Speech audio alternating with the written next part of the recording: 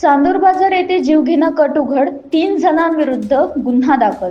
चांदूर बाजार पोलीस ठाण्याच्या हद्दीत जीवघेणा कट रचल्याचा गंभीर प्रकार समोर आला असून या प्रकरणी तिघांविरुद्ध गुन्हा दाखल करण्यात आला आहे.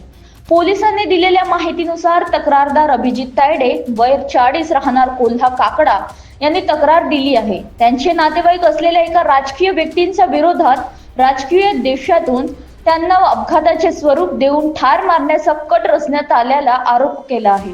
या कटात बच्चू कडू, शेख उर्फ गोलू माहेर आणि इतर काही इसमांचा सहभाग असल्याची तक्रारीत नमूद करण्यात आले आहे.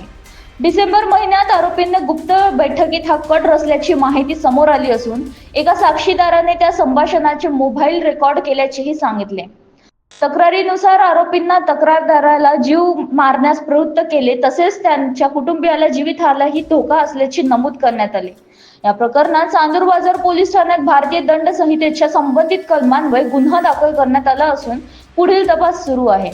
तसेच मिळालेल्या पुराव्याच्या शहानिशा करण्यासाठी रेकॉर्ड फॉरेन्सिक तपासणीसाठी पाठवण्यात आले आहे.